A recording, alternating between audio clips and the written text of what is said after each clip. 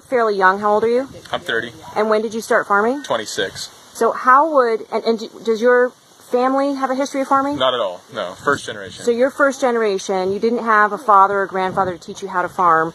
How did you get started farming then? Well, the beauty is in 2016 we have YouTube, and there's a lot of books, and there's a lot of people that have done this already. So there's never been a better time to get involved with agriculture. It's Joel Salatin said, never been a better time or more efficient time.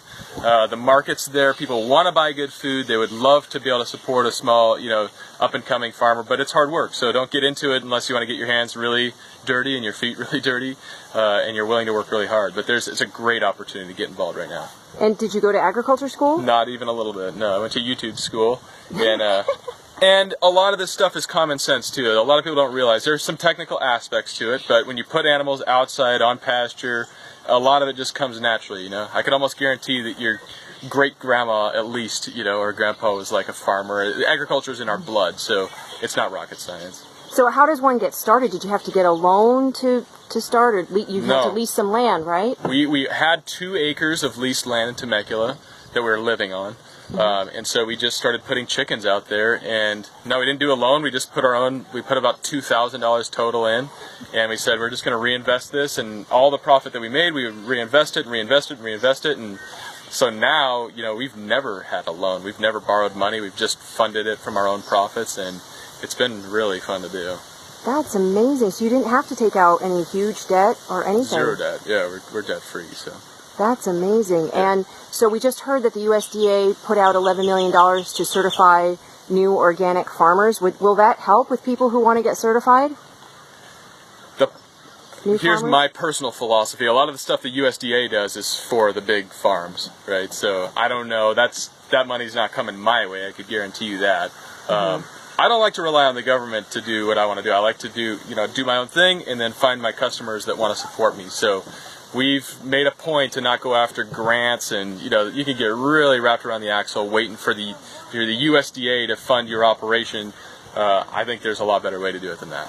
Yeah, well, I don't think as a farmer you have much time or interest in sitting around waiting for anybody for anything.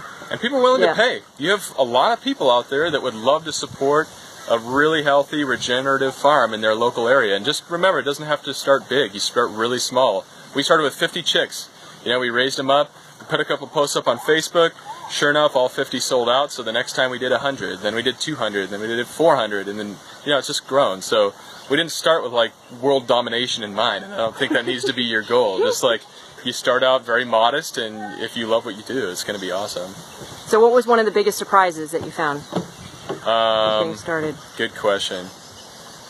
On a positive side, how fun it actually is to be out here, like working. Like, look at my office every day. It's ridiculous that I get to come out and do this. I was a desk jockey before, certified public accountant, working, cubicle and everything else. So just like the happiness that you get to come to work every day, and it's super hard work, but what would you rather be doing than outside with happy animals and like a beautiful environment and amazing customers? So on the negative side, it's more work. So I was like working 60, 70 hours a week as an accountant, like bummed out how much I was working. That was nothing compared to what I've put in to this company.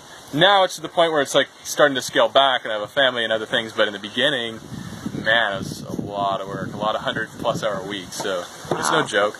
Yeah, you got to be ready to work hard. Yeah. But I imagine it's fulfilling. Super fulfilling. Yeah. Satisfying and